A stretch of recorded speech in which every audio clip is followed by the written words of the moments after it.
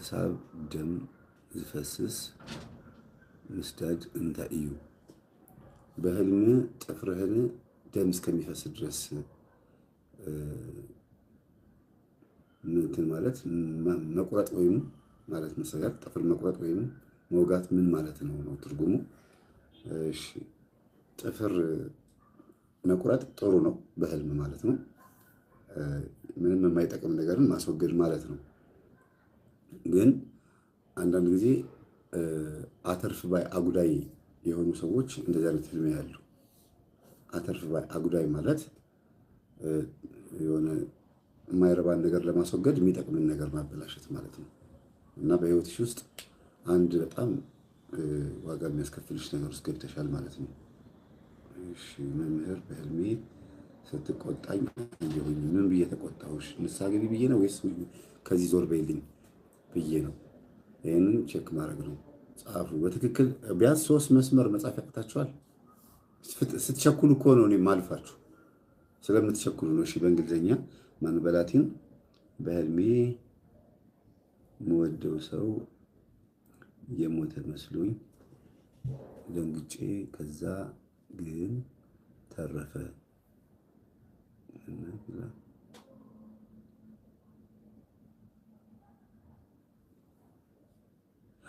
ተርፋ በደንብ ቀና ብላ ስታቅፈኝ አየሁኝ ነው የምትለው። የሞተች መስሎኝ ደነገጥኩ ነው የምትለው። ስለዚህ አንድ ከሆነ ችግር ውስጥ የምታወጫት አንዲት ሴት አለች። ይቺው ሴት ትሁን ሌላ ሴት አይታወቅም፣ ብቻ ራሷ ልትሆን ትችላለች። ከገባችበት ችግር ውስጥ እንድትወጣ አንድ የምትደርሽላት ነገር ይኖራል። ጠይቂያት፣ አውሪያት። ማታገኛትም ከሆነ ደግሞ ጸልይላት። ሌላ ምንም ልንል አንችልም። እሺ በህልም ከሰዎች ላይ አጋንንት ማስወጣት ምንድን ነው መምህር? እንዴ ጥሩ ነው፣ ተገኝቶ ነው። እንኳን በህልም በእውን ብታወጭላቸው እንዴት በጣም ደስ ይላል። እና አጋንንትን ከሰው ማውጣት በህልም ቀጥታ ትርጉሙ ያንን ሰው ማትረፍ ማዳን ማለት ወይም ከጠላቱ ማራቅ ነው። አጋንንቱ ምን አይነት ነው? ለምሳሌ ሰውየው ጮሆ ብቻ ከሆነ አጋንንቱ ይወጣለት ምከሪው፣ አስተምሪው። በአንቺ አስተምህሮ ከላዩ ላይ ክፉ ነገር ይወገድለታል፣ ወይም ደግሞ በአንቺ አስተምህሮት ራሱን ማስተካከል ይችላል።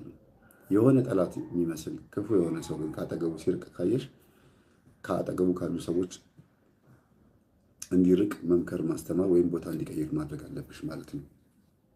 በላቲን አትጻፉ። በላቲን ማለት በእንግሊዝኛ አማርኛ አትጻፉ። ግዕዝ የሚል አፕሊኬሽን አውርዱና አለ አፕሊኬሽን ፊደል መጻፊያ፣ በእሱ ጻፉልኝ። ባለፈው መምህር በገጠመኝ ሁናዎች ሁሉም ያሉ ህልም ያሉ ብለሃል። ምኖች ሀናዎች ብለሃል። ትክክል ነው። የህልም ሰው ነኝ። ሀናዎች ልክ ነው። እኮ ስም አልመሰለኝ የምትይው ነገር። እሺ ስገባ ላይክ ሼር አድርጉ። ቆይ በሱ እዛ ጋር ሄጄ ከማይ ለምን እዚያ ላይ ተንጠራርቼ እዛ ከማይባችሁ ይሻላል አይሻልም?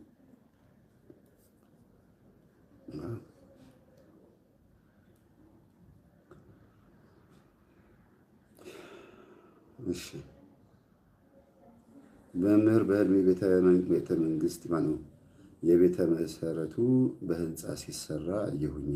የቤቱ የማን ቤት ሲሰራ አየሁኝ። በዛ ላይ በጣም ነው የሚያምረው። እኔ ደግሞ ተሰርቶ አልቆ መስሎኝ ቸኩዬ ከዛ የሆነች ልጅ ገና ነው በባህር ዛፍ ነው የሚሰራው ተመልከች፣ ባህር ዛፉ ሲያምር ትለኛለች። ሳየው በጣም ነው የሚያምረው። ሲያምር ስላቸው አዎ አንቺ ፀጉርሽ ረዝሞ ቁመትሽም ረዥም ስለሆነ አሉኝ ነው ስለሆነ ምን ህልሙን አጨርሱትም እንዴ? ጽሁፉን ለምን አጨርሱትም? እመቤት ምን ሆነሽ ነው?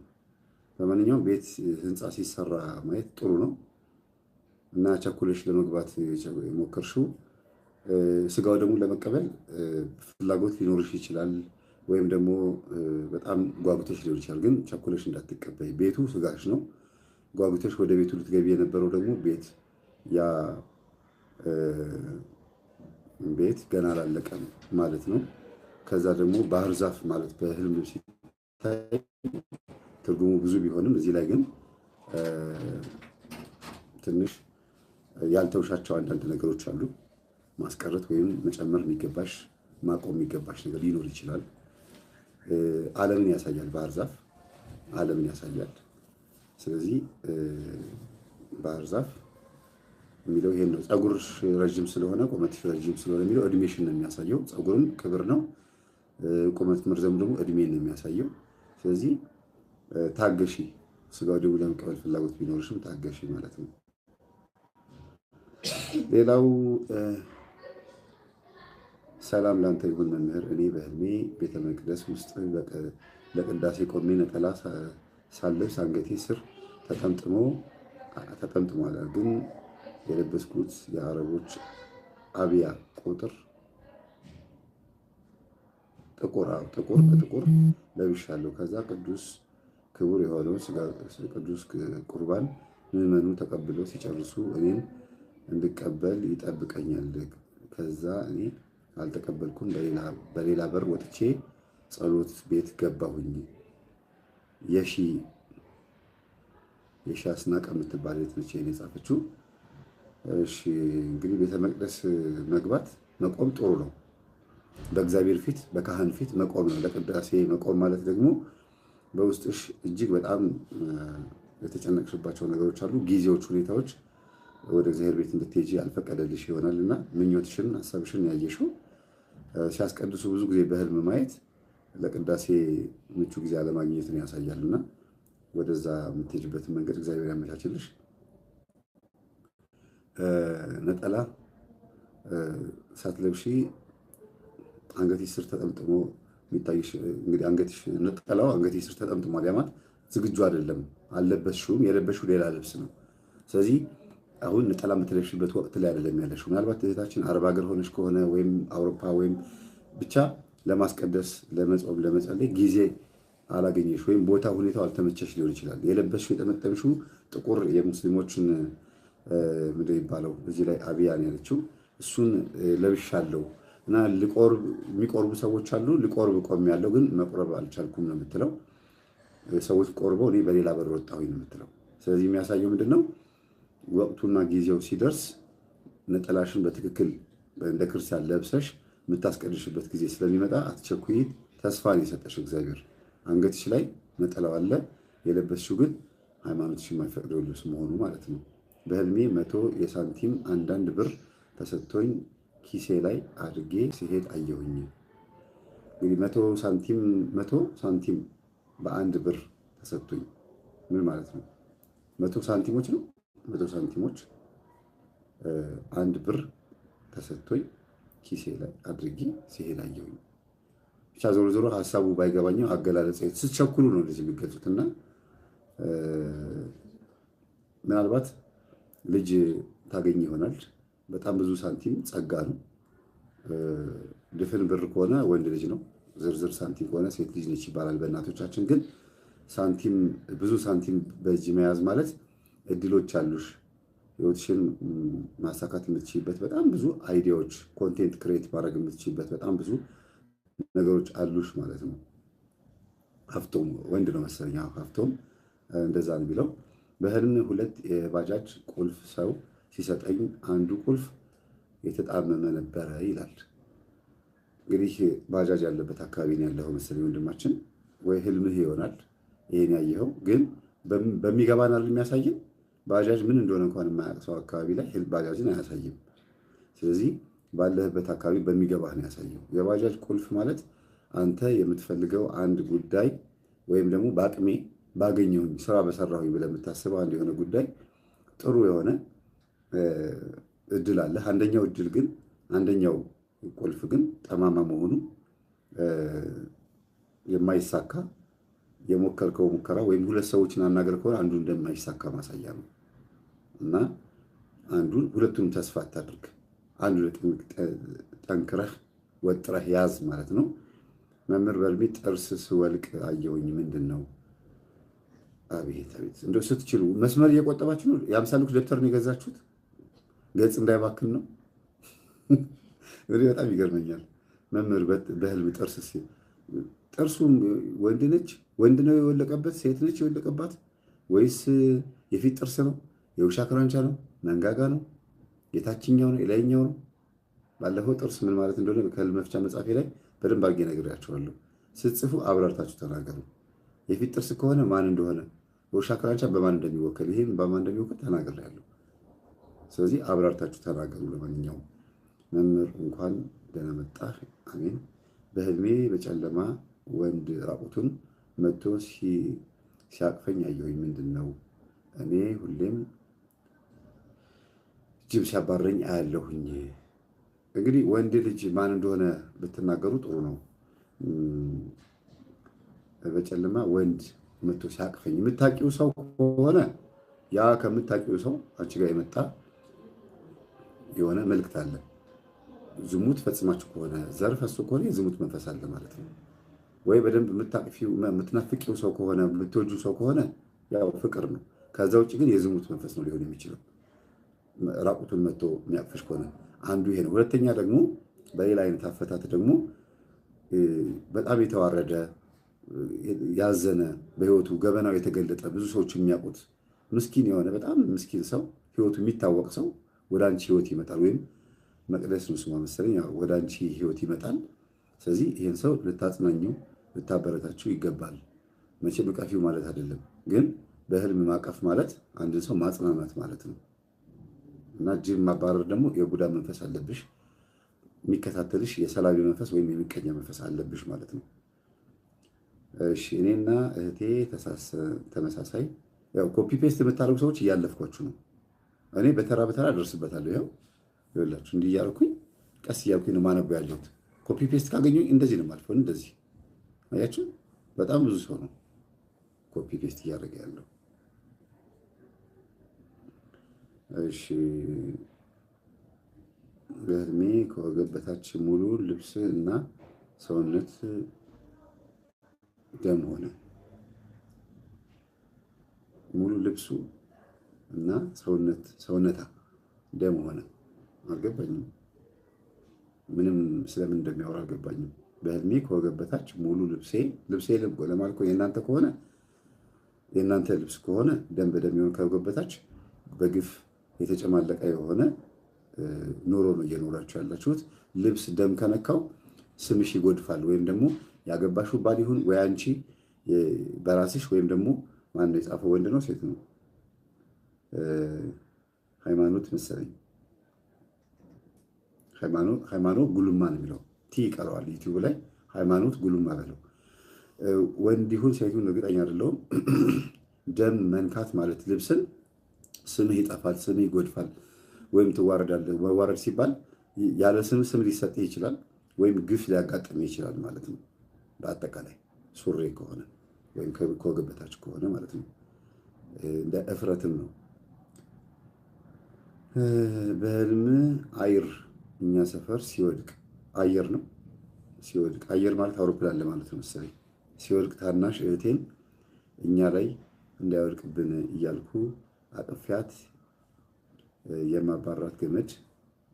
የማብራት ገመድ ላይ ወደቀ እና የግራ እጃችን ተቆረጠ እና ሌሎችም ሰዎችም ይጮሃሉ።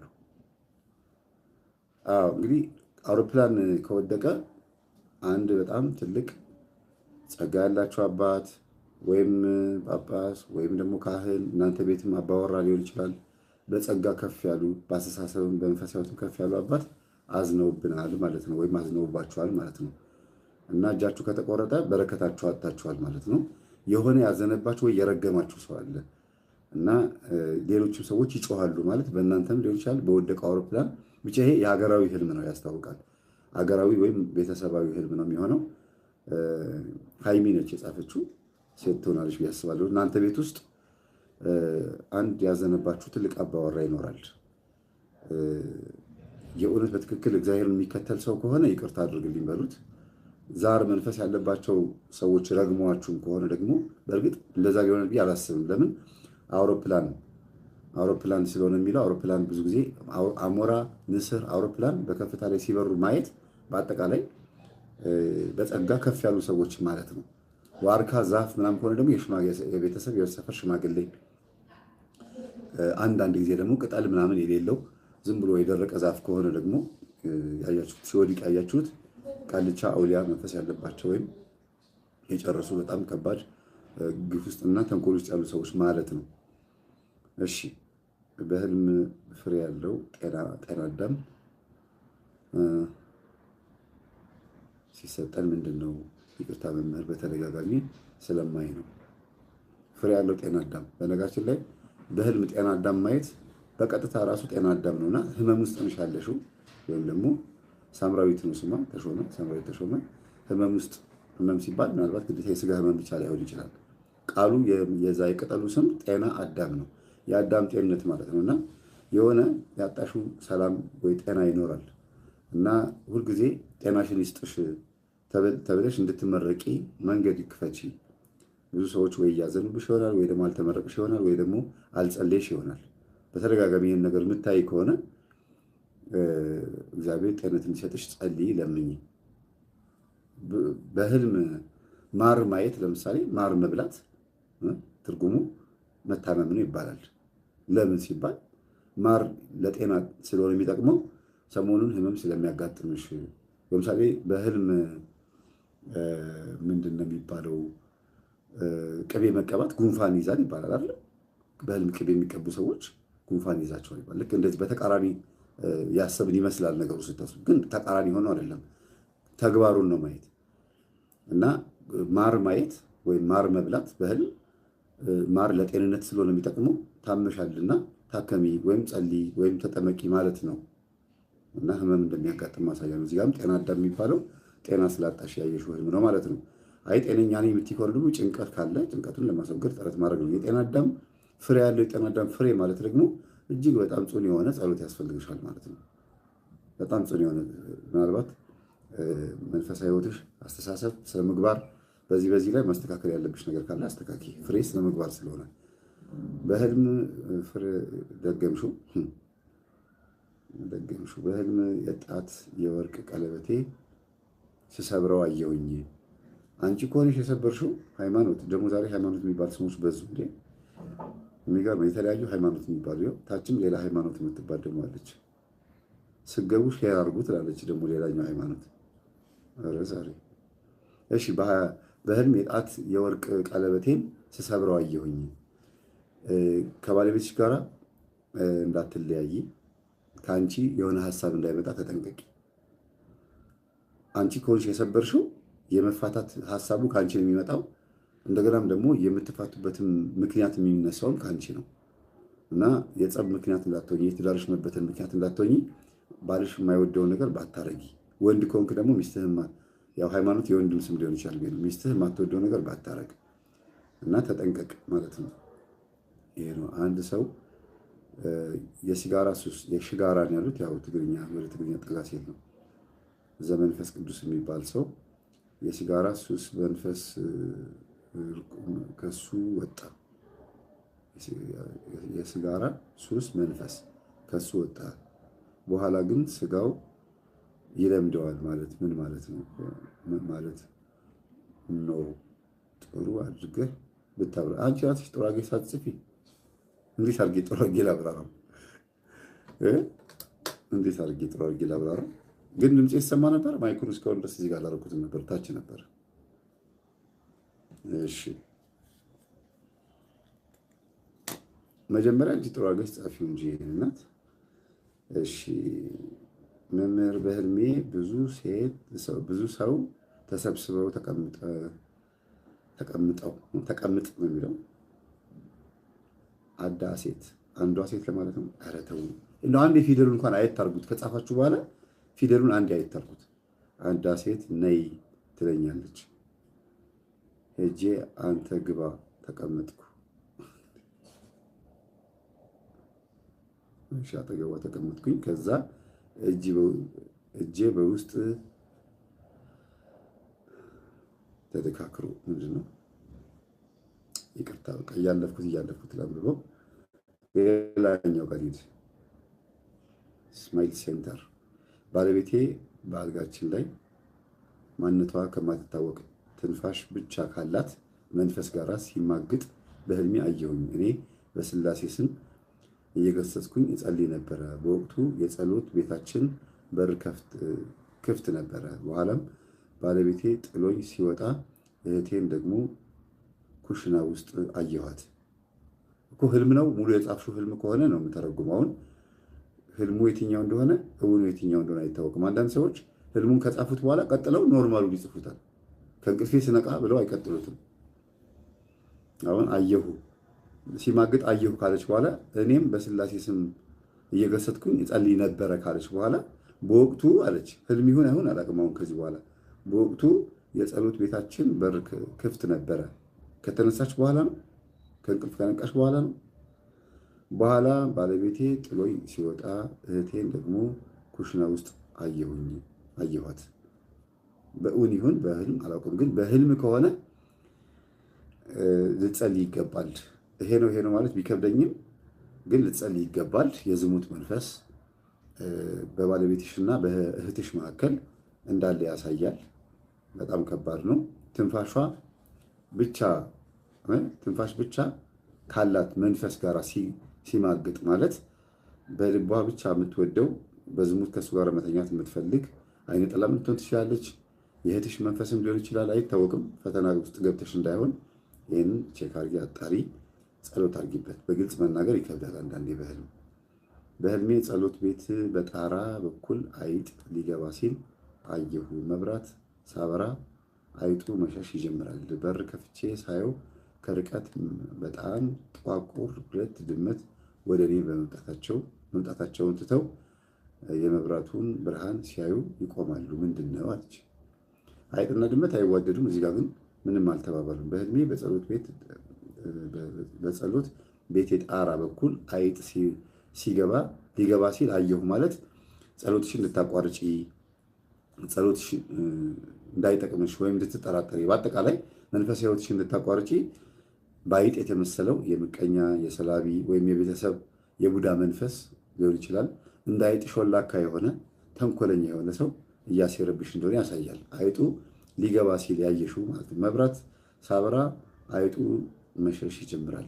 መብራት ማብራት ማለት መናገር፣ ስለ ንስሐ ኑ እባካችሁ ይህን እንደዚህ እናድርግ ብሎ ጥሩ ነገር መናገር ነው። መብራት ማብራት በህይወትሽ ላይ ንስሐ መግባት፣ ስጋ ወደሙ መቀበል፣ መንፈሳዊ ህይወትሽን መኖር ማለት ነው። መብራት ማብራት። አይጡ ሊሸሽ ይጀምራል። በር ከፍቼ ሳየው ከርቀት በጣም ጥቋቁር የሆኑ 2 ድመቶች ወደ እኔ መምጣታቸውን ትተው ይላል። በር ስትከፍቺ መምጣታቸውን ትተው ባሉበት ቦታ ቆሙ።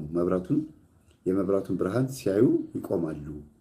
አንቺ ላይ ያለው የክርስቶስ ስጋና ደም ሊሆን ይችላል። ጾም፣ ጸሎት፣ ስግደትሽ ሊሆን ይችላል። በመንፈሳዊ ህይወትሽ ምክንያት ሊሆን ይችላል። 2 ጥቋቁር ድመቶች ማለት